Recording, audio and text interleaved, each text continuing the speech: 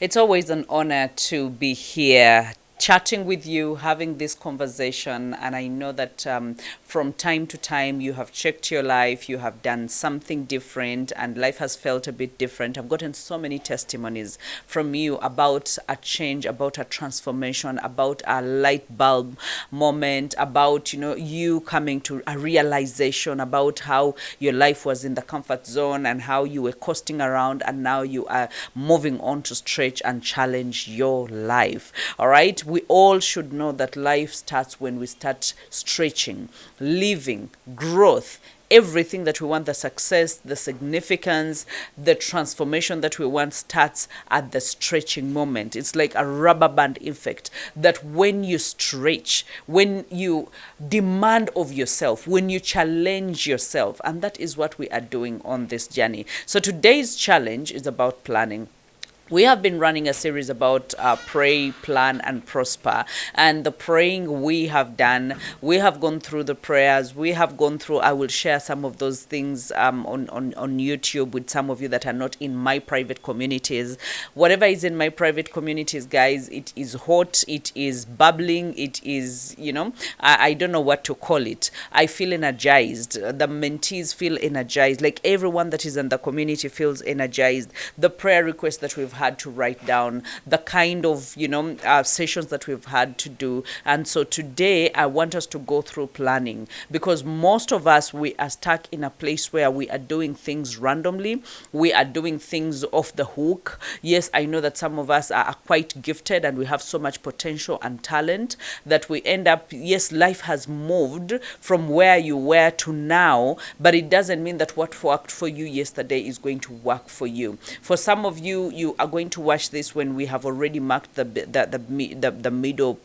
middle part of the year. For some of you, you're going to watch it in different intervals, but it doesn't matter whether you watch it on the 28th and in 2 days time it will be the 31st of December. I want you to know that you can still get down to planning, you can still get down to refocusing, you can still reset, you can still realign, and you can still hit your targets. All right, so if you put your mind to it, let's go. There's something I wrote down here, and I say that planning isn't just about setting goals, because most of us, we think that this is just about setting goals. And I just wanted to challenge the normal norm that we know that, oh, this is about write your goals down. Yes, it includes writing goals, but it is not just limited to writing the goals. It's about positioning yourself for purpose.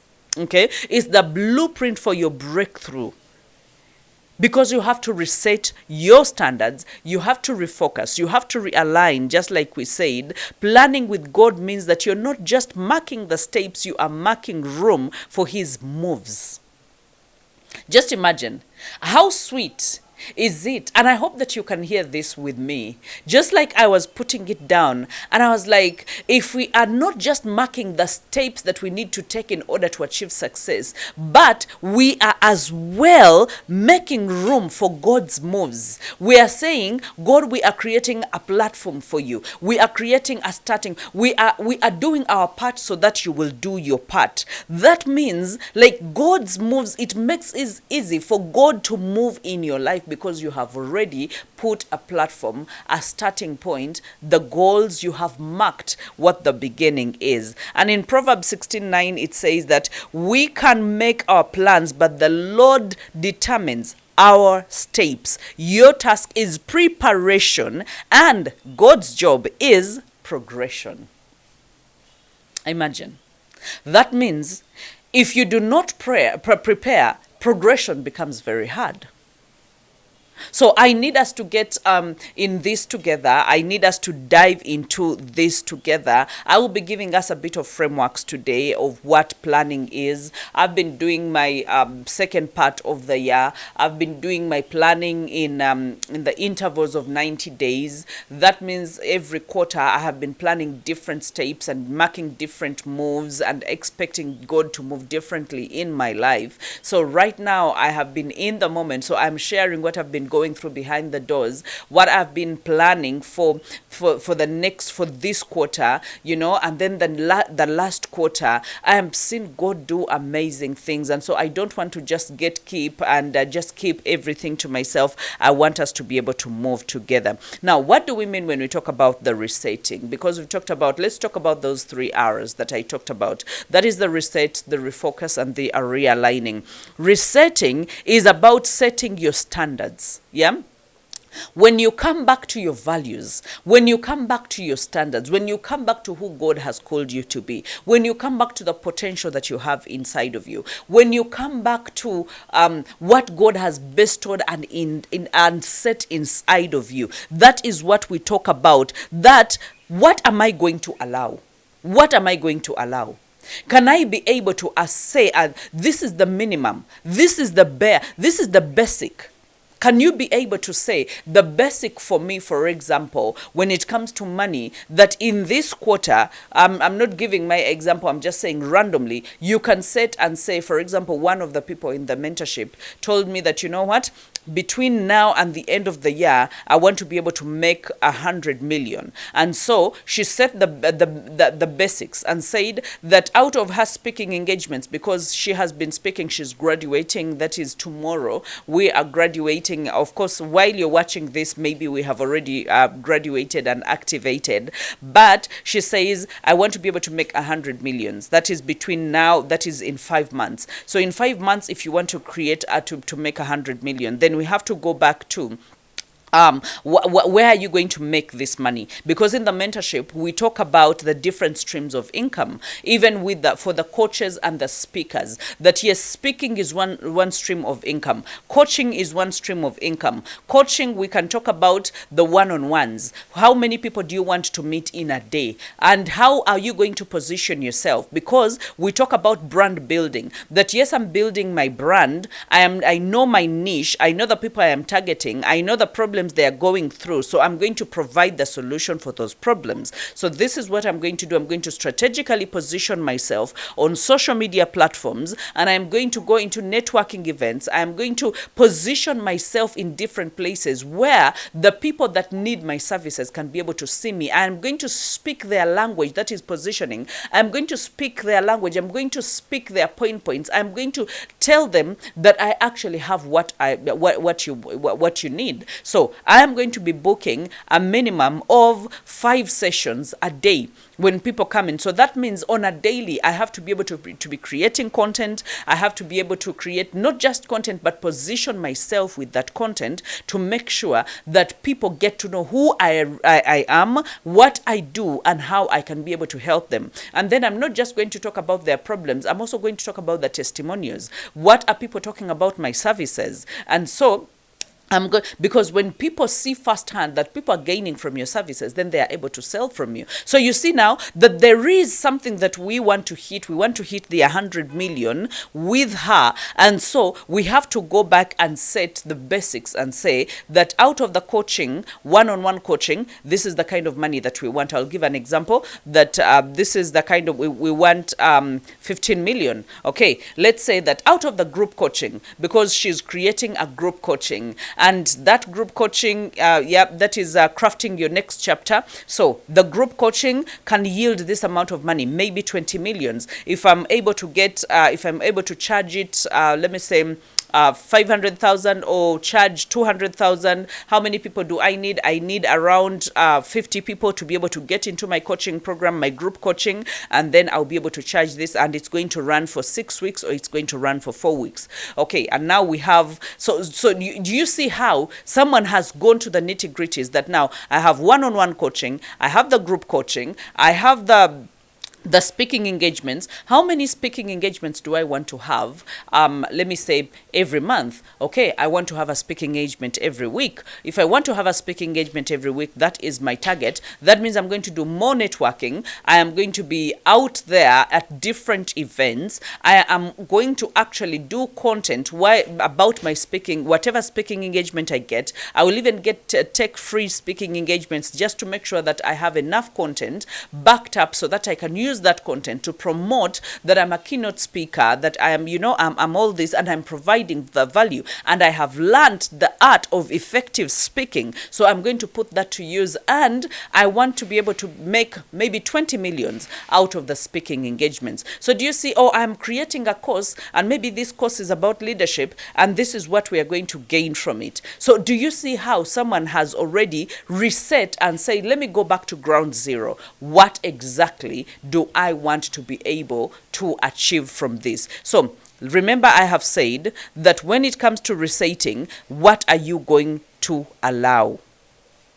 The least that you can accept in your life. That is what we are talking about. Let's just go to refocusing. After resetting your standards, you've got to refocus the energy and the attention. Now you see how she has set the bare minimum, what she exactly expects, the least that she can take, the flow, okay? The flow, it is not the ceiling. The resetting is not the standard is not the ceiling, it is the flow, that this is the bare minimum. And this is what she has gone ahead to do. She has gone ahead to reset how she even looks like. Recently, I was meeting with her, and she was telling me that, you know what, coach, I even started putting nail polish on my fingers. I had never done that. This is a new thing. Yeah, so she is positioning herself, and I saw the kind of studio pictures that she took, and you would say, my oh my, this is a serious woman. This is not a woman that is playing. She's not about to sleep on her job. She's not about to sleep on her purpose. And so she's positioning herself. She's saying, this is the standard that I am setting for myself. This is how I'm going to present myself. This is how I'm going to speak. This is how I'm going to run my business, and this is how I am going to earn. Now, when it comes to refocusing, this is about identifying what truly matters in this season of your life, cutting away all distractions, Now we are planning. Because that means you're going to say, where is my attention going? Where is my energy going? Because whatever I focus on is going to multiply. Whatever I focus on is going to go big. Whatever I focus on, you realize that if you have a focusing lens, when you focus on something, it grows bigger, and everything around it dwindles and shrinks because you have ignored it, and all the distractions and everything. Now that particular person is taking the center focus, and it is going to perform amazingly in your life. So I need you to be able to refocus, okay? Let's talk about realigning. Now, finally, you realign your strategies. Make sure that your methods match your mission. This, this looks like adapting for some of us. This looks like learning a new skill. For example, if you need to learn how to automate, if you need to learn and say, okay, how are people going to register? The people that are going to register, I am still focusing on the example of my mentee that decided that she wants to do 100 millions between now and then, and it's very possible. It's very, very possible. And so that means she has to go back and ask herself, okay, what new skill now? I have the coaching skill, I have the speaking skill, I have the digital marketing skill, I have my confidence, I have attained all these things from the mentorship, from Coach Bahati. They called me Major Coach, okay? But now that means what else do I need? Maybe automation. I need to be able to find out, how do people get into my coaching programs? That means I need a website, or that means even if I don't just buy a website or pay someone to create a website, there are some sites where I can create a free website, and then I can have Google Docs where people can be able to give me their information. I can gather their emails, I can gather their WhatsApp numbers, I can be able to contact them directly without contacting them on social media. Okay, so what else do I need? So you realize that you need these skills. Now you're teaching yourself about Kajabi, about Thinkific, about Teachable. All these are platforms for course creation and course teaching, and you can be able to earn from them, and Flutterwave as well. So you realize that, okay, there are these things that I actually need, and I am going to gather and I'm going to make sure that I get new tools. So now you are realigning. It's about Course correcting. It's about saying, okay, this is what I did last time and it didn't work. So right now I am course correcting. I need to be able to come away from the drifting, from the costing, from the comfort. I need to course correct and come to the right path that I know that is going to help me accelerate and run at a terrific speed towards the goal that I want to be able to get to be able to get to.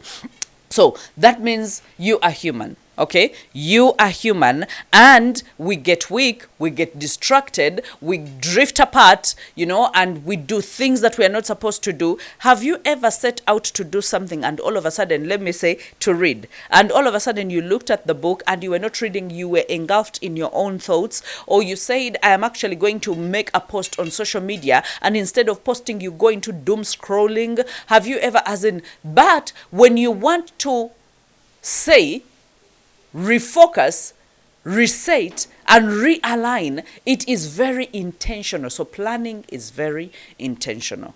Planning is very intentional. You decide and say, I want to be able to reset. I want to be able to set what is the bare minimum for me, my ceiling, what is acceptable. I want to be able to understand where is my energy going, where is my attention going. I want to be able to understand, do I have everything in check? Can I course correct where I had drifted? Can I come back and realign and be where I actually need to be? So briefly, for so many of us that have lived a life that is not planned, I know that I have ever lived a life, I've lived so many times. I am human. Even now, there's so many things that I fail to plan about, but I will tell you there is always a cost. There is always a cost. And this is the pain of, and I want to check yourself if these are things that are happening in your life currently. Number one, the wasted opportunities. Because all open doors are going to shut so quickly when you are unprepared. Remember, we talked about planning as preparation. It is not just goal setting, but you are setting a platform for God to move in your life. So just imagine you're experiencing wasted opportunities. And so many of us experience wasted opportunities. Some of us will look back to the beginning of the year and we're like, oh God, what I have. I've missed all these opportunities between the beginning of the year and now. And now when I tell you it's time for you to refocus, it's time for you to reset, it's time for you to realign, I know that you can be able to do that and run as fast as you can. Okay, and then the cycles of starting and stopping. Just imagine if there is no clarity, that means you cannot have consistency. There is no clarity about what you want to achieve. Like my mentee, if there is no clarity and you're like, you know what, I just went for the mentorship and hooray, I have graduated, and so I don't know what next. Just imagine, like there is no clarity. Yes, you had clarity when you were joining for mentorship that you wanted to attain these skills, and now you've attained that. That means planning comes at every elevation, every point of elevation, every point of acceleration, every point of going to the next chapter, every point of wanting better, every point of yearning to earn more. There is planning. That means we plan on a daily, we plan on a weekly, we plan on a monthly, like every time is a planning time. So that means you now have the clarity that, okay, now I have finished, I'm done with the mentorship. For me, I don't even wait to be done with anything. While I'm in the middle of it, I'm thinking about what next. While I was pursuing my bachelor's in guidance and counseling, I was thinking, how do I practice? And I already stepped into practicing. Before I even finished my master's, before I finished, I am always asking myself, and that is why so many of us are growing so fast and some of us are actually lagging behind, because sometimes we wait for the wake-up call, or we wait for other people to tell us, oh, it is time for you to think. It is time for you to refocus. It is time for you to plan. Okay? So I need you to take matters into your own hands and know that every time is actually planning time. So the clarity. Some of us are facing emotional burnout.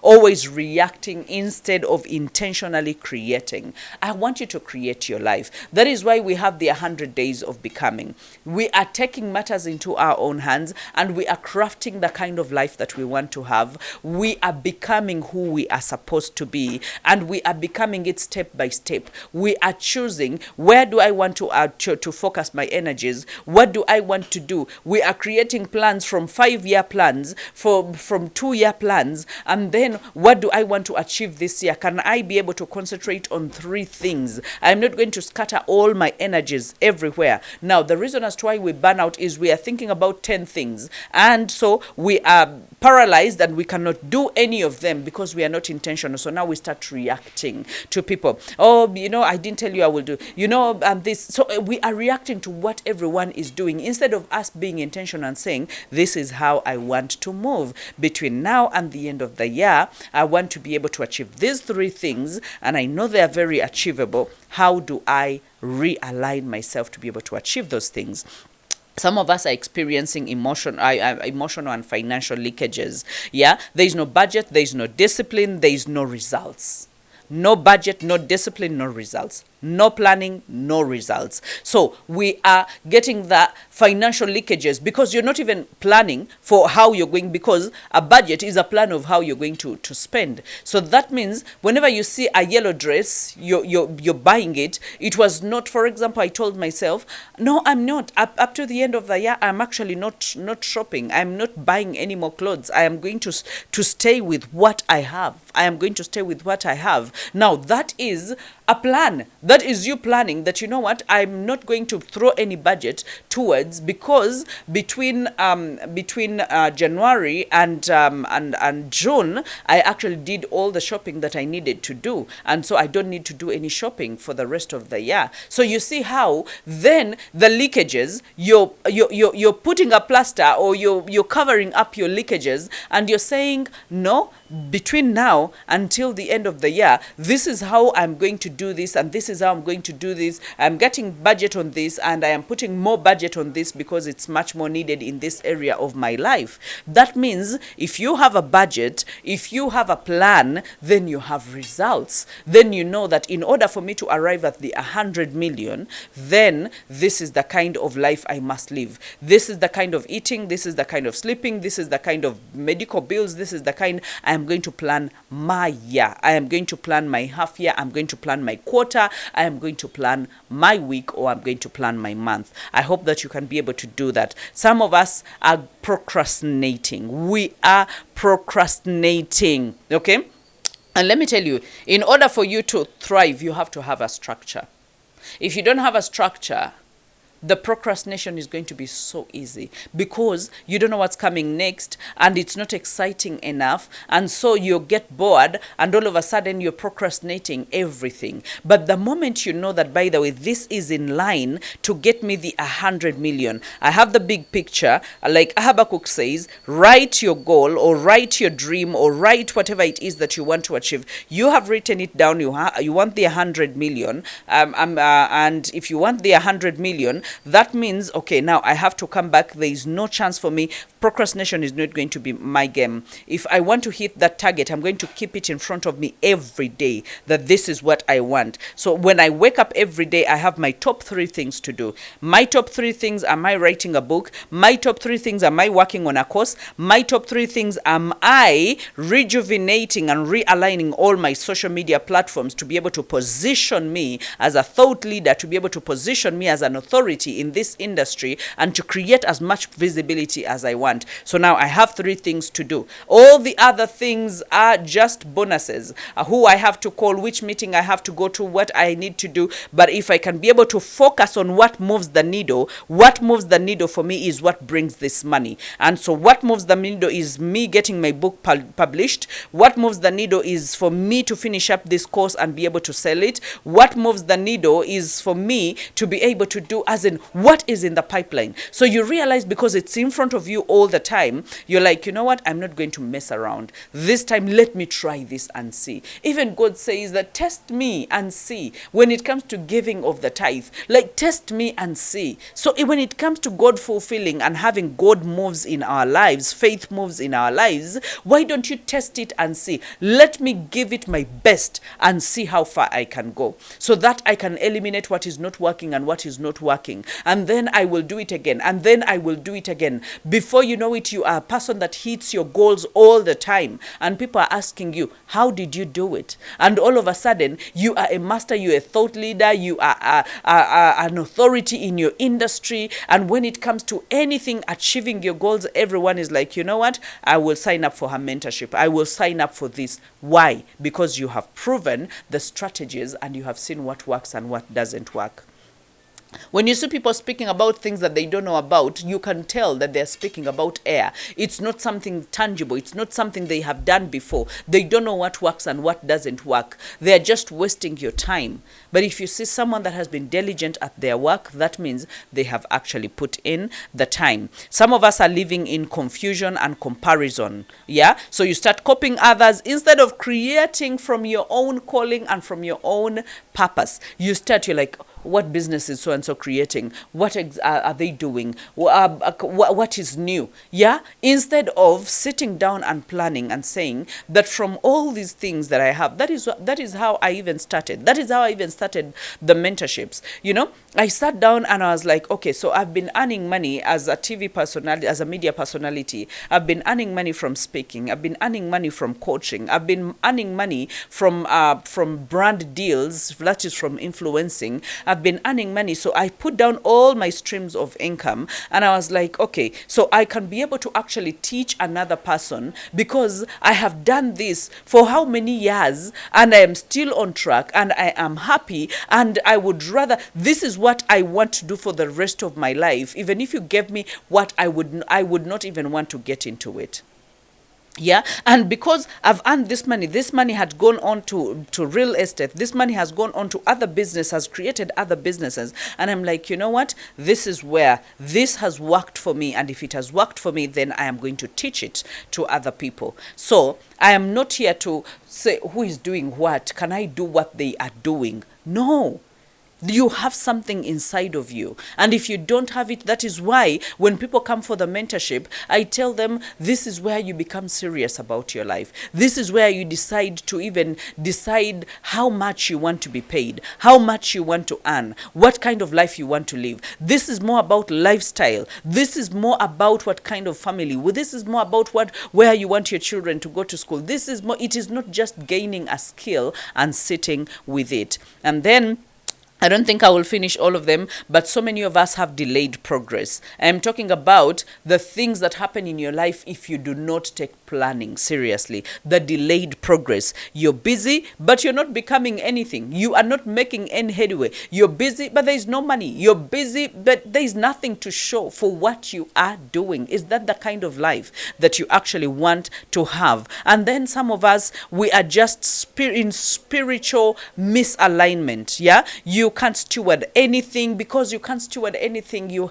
haven't organized. You have to organize things in order to steward them. You have to organize your finances. You have to organize your calling, your purpose. You have to organize your wisdom, your knowledge. You have to organize whatever resources God has given you in order to steward them well. You can't just say, let me wake up and just think about what I'm going to do, and then tomorrow I will wake up, so okay, salucha ngenkoko yo mutamivu. That is what we say in Luganda. Yeah? Is that the kind of life that you want to live? Like an accidental life. You're just bumping into things. Like you did, oh, I didn't see that. Oh, I didn't know that was there. Oh, I didn't know that. It's like a parent who wakes up and you go for example, you're a woman, and this I've seen with so many women, and women are very good, some good planners if they decide to be. Most of the women, they will tell you that as soon as they conceive, they start putting money aside to even buy clothes for the baby, for themselves, and even for the hospital bills and what,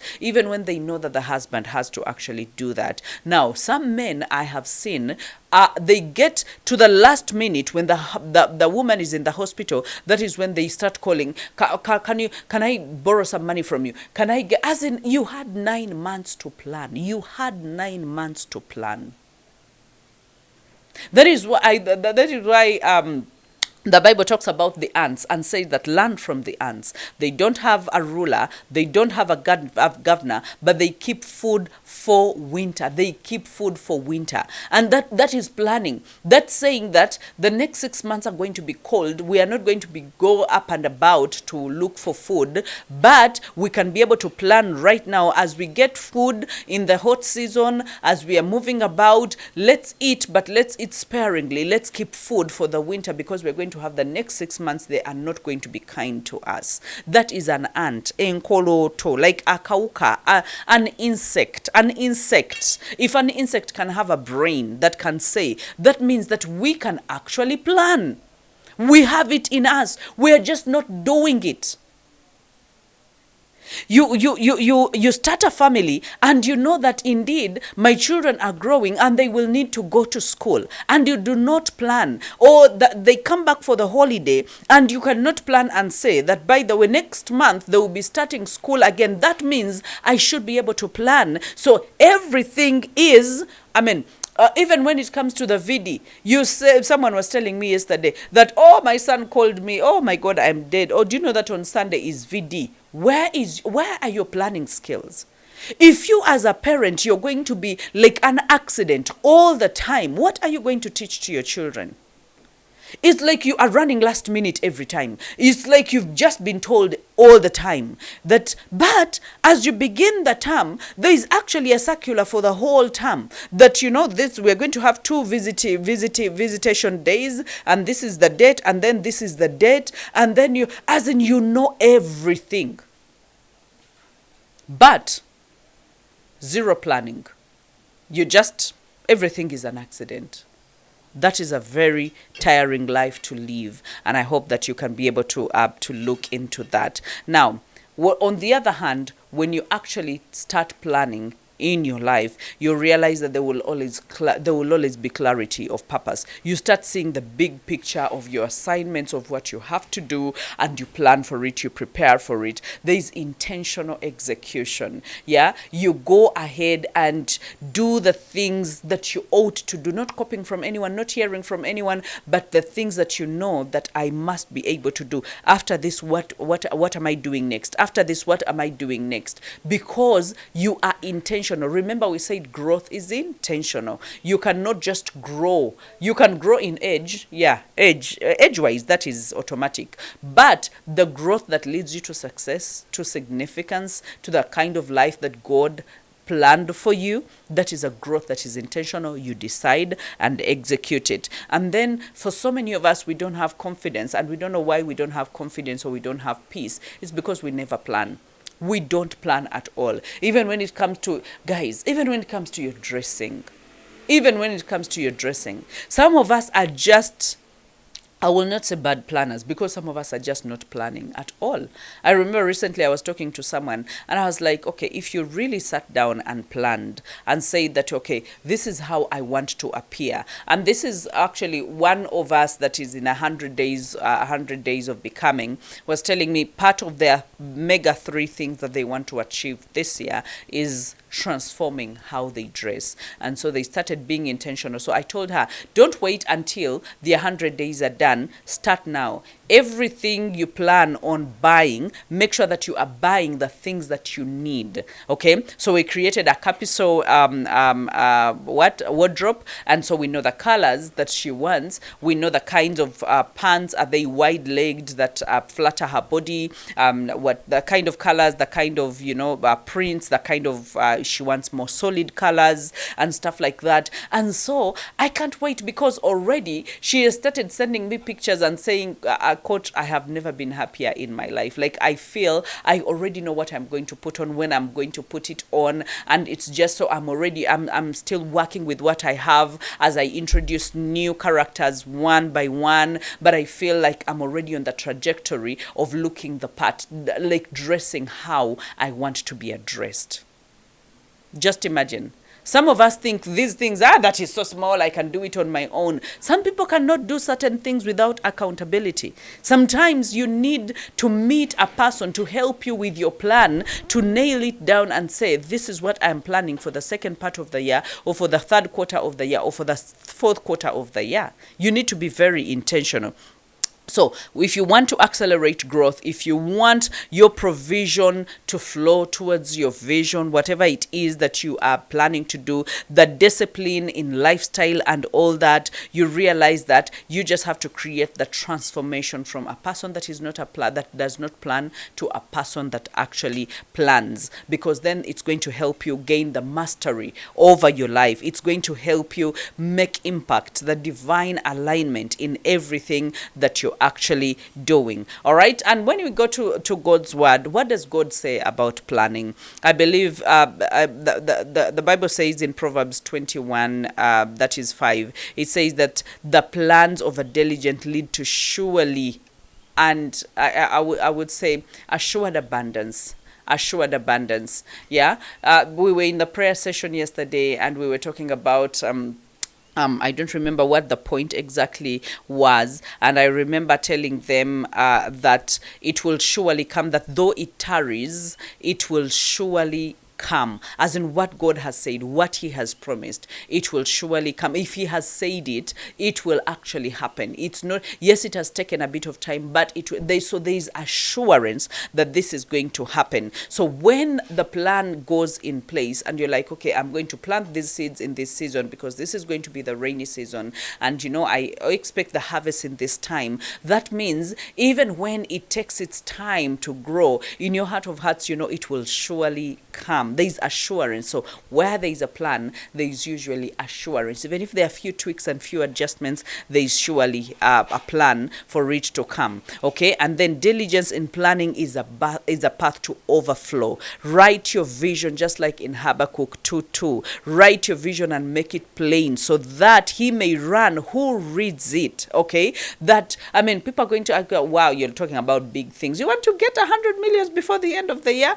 and when people hear 100 millions, they feel like that is too huge. It's actually attainable. It's very attainable. Okay, so that means when you write it down, other people are going to see, are going to be like, oh, I don't think whether that is attainable, but I will tell you it is actually attainable. And then in Luke, it says that even Jesus taught strategic planning to kingdom builders, and to count your cost, to calculate your cost, that before you start building, before you start doing anything, as in start and say, this is the cost. This is if I'm going to plan for a wedding, this is the cost. If I'm going to plan for a kuchala, this is the cost. If I'm going to plan for this. So we always think it's only the wedding, the kuchala, the introduction that we have to plan for, but not our lives, not how we put on, not what we eat, not our medical, not our purpose and pursuing our purpose, not our brand. Your brand must have a plan, okay? It must have a plan. So God partners with plans, not chaos. He's not a God of confusion. He is not a God of confusion. Commit to the Lord whatever you do, and he will establish your plans. Commit to the Lord whatever you do, and he will establish your plans. So you see, God favors a person that has planned, because there's a starting point. He knows you've done your part, and so he can do his. But just imagine us saying, I'm waiting on God, and God is saying, I am actually waiting on you. So that means, you're delaying yourself. There is no progress. There is procrastination. There is you getting burnt out. There is you, losing morale. There is you, losing your dreams, burying your dreams. Why? Because you have not done what you ought to do. The moment you go to God with your plan and you're like, God, bless the works of my hands, that means there is works of your hands to be blessed. He's not going to bless air. He's not going to bless nothing. You can't say, oh, I have come in faith, so bless me. And so he says, yes, I have blessed you in faith, and then you go and do nothing and nothing happens. No, he expects, as in that he will, that he cannot be mocked. What you sow is what you reap. So that means there is sowing and there is reaping. When you knock the door, it will be opened. There is knocking. What part of us doing our part don't we understand? Planning is part of doing your part. Execution is part of doing your part. Action is part of doing your part. And so he will bless the works of your hands. He will establish them. I just want us to share the quick framework. I shared with you a framework at first, the reset, the refocus, and the realign. I want us to go through another framework that I put down for you as we conclude this, as we wrap up this, so that you can see how do you go ahead to plan a productive life, plan a fruitful life. God has promised fruitfulness. You are not going to die until you see the goodness of the Lord in the land of the living. I mean, He is going to make sure that He upholds your life. Your life is not going to be cut short. You are not going to, to get halfway and lose it. No, you are going to the end, because He is the God that starts and finishes. He brings to accomplishment everything that He started. So I want you to be able to trust in that God, but I want you to be able to do your part. Okay, so let's go with the it's Bloom, BLOOM. If you're looking for that framework, it is BLOOM, and we begin with God. In all our ways acknowledge Him, and He will make your paths straight. That is Proverbs 3:6. We have read, this is one of the scriptures that I delight myself in, that I love the most. Yeah, when he says that in all your ways acknowledge Him. In all your ways, not just in some ways. Like, he does not say I can manage some things and I can't manage some things. That you bring your life, but your finances. No, he says that in all your ways acknowledge Him, and He will direct your path. So seek God for direction. Pray. Fast. That is exactly what we've been doing in the Pray, Plan, and Prosper. Seek His face. Okay, seek His direction. What season am I in? What is God requiring of me? Align your yearly, your quarterly, your daily goals with His instruction. I know that it has worked for me, and it's one thing I can never do without. I can never say, oh, I have planned on my own, and on my own I'm executing, I'm going, go for it. No, I know that I cannot go very far without the direction of God. I cannot go very far without the blessing of God. I cannot go very far without Him making my path straight. Because let me tell you, the enemy fights left, right, and center. Don't say, oh, because I planned, it's automatic. The enemy fights. Even the planning, the reason as to why some of us are not planning is because the enemy is fighting. He's thinking, if he has the clarity of mind, if he said, so let me just let him be thinking about these things in his mind, that, oh, I want to make 100 million, and then you fantasize about it, and then you're like, oh, what is life going to look like when I have that money, or what am I going to, so you stop at that. But when you go a notch higher and put pen to paper, and not just stay with you and involve another person, or get into accountability and ask yourself what is possible, because some of us, we don't even know what is possible for us until someone from outside says, I have seen this, you can do this, do not overlook this, make sure that you include this as well.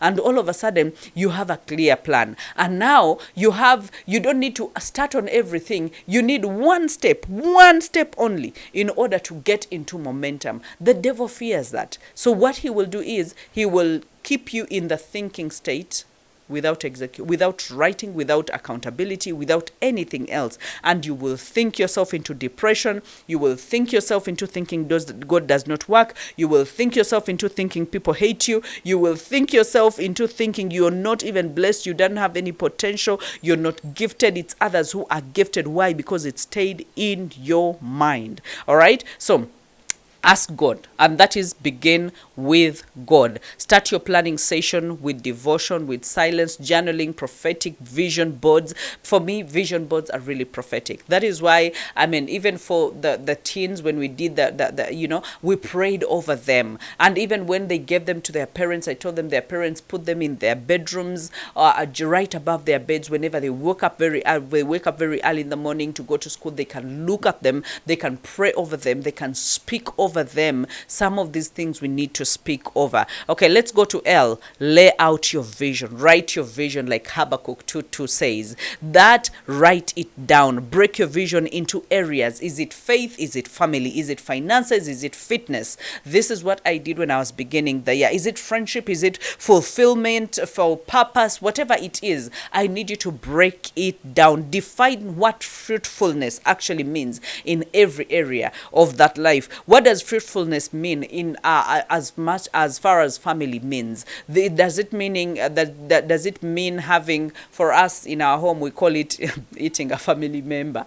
I don't know where that came from, but I think it stemmed from Ariella, because whenever we prepare these family dinners, and family lunches, and where we eat together, we made that as part and a crucial part of our family. And so one day, as we were about to eat, we were all calling everyone to come out of their bedrooms, just come in to the dining area. And so it was like, but mommy, are we going to eat family member? I was like, yes, we are going to eat family member. So now that is the saying in our home. Whenever we're planning on a family lunch or a family dinner, whatever it is, from all the school runs, from all the chaos of the week, we're like, oh guys, we're going to have a family member. And so everyone knows that day it's a family lunch, and no one should put any other program on it. But what does fruitfulness means for us? It means eating a family member. Fruitfulness means for us praying together, having an altar in our home. Fruitfulness means for us, for our children being able to recite scripture, and be able to go to bed with Bible verses and Bible stories, and all that. As in, that is what fruitfulness actually means, having more time for our children and playing with them, and creating all these memories together with them.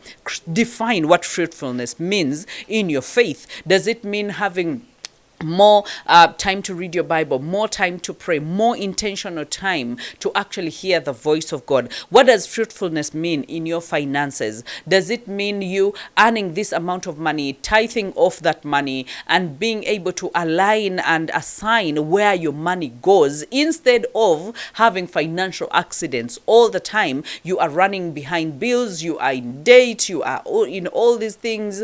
Align your finances and send them and tell them where to go. All right. What does it mean for you to be fit? So you realize that, you have to define. This means, for me, it is a minimum of 30 minutes every day of workout, of intense workout. That is a minimum of 30 minutes every day. So if that is fitness means that I am going to do that is what I'm going to do. And then what does my health mean? My health means that at my age, I'm going to be taking daily multivitamins. I'm not going to skip on them. I'm not going to sleep on multivitamins. I'm going to make sure that I moisturize. I'm going to make sure that my hydration game is actually up there. I'm going to make sure that I sleep enough hours in a night. I don't want to wake up with bugged eyes and with lost memory, and whatever it is that I need to do to make sure that my health is intact. And I'm not just planning my health now, I am planning it for the future. My body should be able to carry me for the next 50 years. It should be able to carry me for the next 50 years. I should be able to walk. Yesterday I was talking to, I think it's one of the people that works in our family, and I was telling them that, by the way, for us, both my mom's family and my mother and my father's family, we actually how do they call it? We have a longer lifespan, because my father's family, I think most of them die around, most of our grannies and all those elderly people, they only rest when they are 140, 150, 100, and and I'm like, okay. And even on my mother's, I remember our great grandmother, who must have passed on, must have been like 3 years ago. She was around 137, and she had her sight. She could still speak. She could still eat. She could still walk. And so I'm like, you know what? I still have 60 years ahead of me, 70 years ahead of me. So I have to make sure that I take care of this body. That is planning. Okay? So lay out your vision. Define what fruitfulness means, and then use both the short-term plans and then the long-term plans. Make sure that you lay them out so you know what exactly do I want to achieve. Okay, so the key areas here, just make sure that you're creating clear and measurable vision board plans. Okay, map out your life, define your life, define what success looks like to you, and make sure that you stick to it. Let's go to O. Organize your priorities and time. Okay, The Bible says, teach us to number our days. Teach us to number our days that we may gain a heart of wisdom. That is Psalms 90, 12. Plan your ideal day, your ideal week, your ideal month, your ideal year, based on your energy, your purpose, your priorities. Okay? And I mean, have these things, we have them even on our phones. We have the calendars, we have the planners, we have some of them on digital apps. We even have that normal planners. I love writing. So the digital planners, those are not so much for me. I will do it just for the sake of doing. But when it comes to writing, I love writing. As in, use the tools that you have. Allocate time, okay? Allocate time for what matters. Because then that is allocating the time and prioritizing that this is the first one. This is, for example, in the 100 days of becoming, we said that, okay, the top 3 that we are going to pursue in the next 5 months. Okay, so now if you have the top 3, that means you are going to concentrate and see how far you can run. Sometimes it's not about hitting all the 12 things that you want and then you attain halfway or even a quarter way of them. Sometimes it is hitting one thing again and again and again and being able to maximize it. And when it comes to some of some of you that are in my industry, one of the greatest enemy is usually the next idea and the next idea. Or I want to start the other business. I want to start another one and I want to start another one. So you realize you're not giving time and priority to any of them. So they are all functioning at quarter instead of maximizing it. You realize when you put all your efforts and your energy and you prioritize one thing, there's a way you get the most out of it because you're pushing it out, it has visibility, you're drumming for it, you're talking about it, you're dreaming for it, you're planning for it, you're making better plans for it. Okay, so make sure that you organize your priorities and your time. Use the tools that you have. Protect your mornings, protect your evenings. They shape the rest of your days. Yeah, make sure that you ask yourself, how do I start my day? How do I end my day? That is in your power. You can be able to control that. And so here, time blocking, I have found that to actually be working so hard for me when it comes to, it has helped me to even overcome procrastination when I know that I can set up time and say in these 30 minutes, this is what I'm concentrating on. After these 30 minutes, I'm going to take my mind off of everything. I will walk around. I will do whatever I need to do. I can even check my phone. I can even do a bathroom break. I can, you know, in those 10 minutes or so. And then when I get back into the deep work, then I get back into the deep work. So that means I'm controlling my time and I have priorities, what I want to work on first, what I want to do next, and what I want in the order of how I actually want to do them. So that has been a perfect thing for me. It has really, really helped me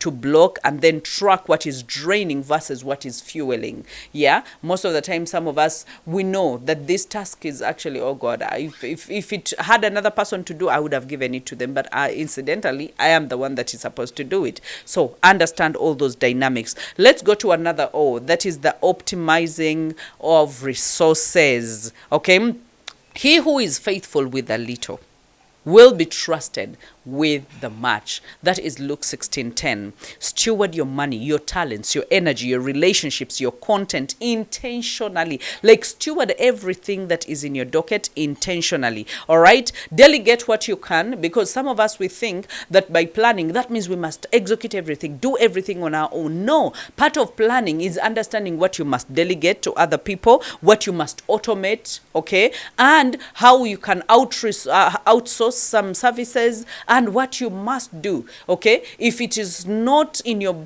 if it's not in your power, if it's not where you're talented or where your best skill is, you can as well delegate it to another person, outsource that service, you know, and do all sorts of things. Eliminate it. Sometimes you need to just eliminate and say, this one I am not going to do because it no longer serves my season. In this season of my life, I am just not going to do this. Budget, not just for finances, but also for your emotional, mental bandwidth.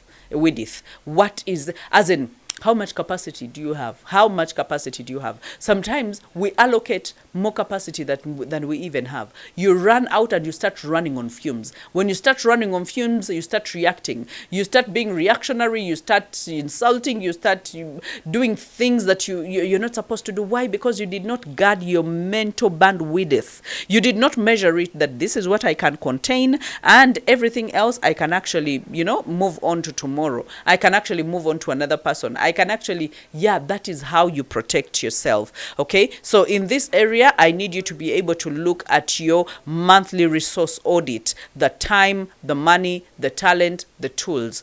How exactly are you going to allocate them in order to achieve the kind of results, the fruitfulness that we talked about? How exactly are you going to do that? And then let's go to M, which is monitoring, measuring, and multiplying. He said that be fruitful, multiply, and have dominion. Remember, what we want by the planning, because of the planning, what we want, the result of the planning is dominion. That you'll be able to dominate over your finances, dominate over your health, dominate over your family, over your fitness, over your, as in every area of your life, be even in your business, in your industry, as in dominate. But you must be fruitful and you must multiply. The only way you are fruitful and you multiply is by planning and being intentional about what it is that you actually want to achieve. All right, so in this in this and that is in Genesis 1:28. I think I talk about that scripture all the time. Set weekly, monthly review rituals. Okay, the personal check-ins, the reflection, the accountability. Sit down and ask yourself, what have I been able to achieve in this week? What, in hindsight, as I'm closing my Friday, what exactly have I done? As I'm starting my Monday and setting my goals. When I get to Friday or Saturday, can I be able to look back and say, what have I been able to accomplish? Okay, track what's working and what's not, so that you can adjust quickly. Some of us, the reason as to why we actually make our life very accidental is because we take too long. We keep procrastinating, and by the time you start doing something, you actually don't know what's working and what's not working, and before you know it, there is delay, there is no progress, and then you're agitated and all that. So if you want to cut out all that, make sure that you track what's working and what's not working, so that you can jump in and adjust it and tweak it and make it work. All right, and then just celebrate the fruitfulness. Some of the fruits that we celebrate is not about the big things, the ambiguous things. Some of them are just the small ones. Okay, so celebrate the fruitfulness and make sure that you prune whatever does not work. So now you have the bloom. Okay, you have the full bloom that begin with God. Lay out your vision, organize your priorities and your time, okay, and make sure that you optimize your resources. And lastly, make sure that you monitor, you measure, and you multiply what you have been given. So I just need you to be able to ask yourself, what shows that I'm actually progressing? When your life is progressing, your life does not lie. Yeah, when your life is stunted, it still does not lie. When your life is on a standstill, when it's stagnated, when there's no growth, you can tell, because it is painful. It is painful because you're seeing other people running ahead of you and, achieving their goals, and you have no one to point a finger to but yourself. Now, that is the most painful. It would have been easier to point a finger at another person, but if you have to point all the fingers back at you, then it is very disappointing. Fruitfulness is not just about being busy, it's about being planted. It's about doing the right thing. It's about planning to do the right thing. It's about knowing what to do and what not to do in which season of your life. So I am rooting for you. I am praying for you, but I need you to know that planning is not just about your goals, but as you plan, you're also making room for God to move in your life and to move in a very miraculous way. I pray that God blesses you and His grace covers you.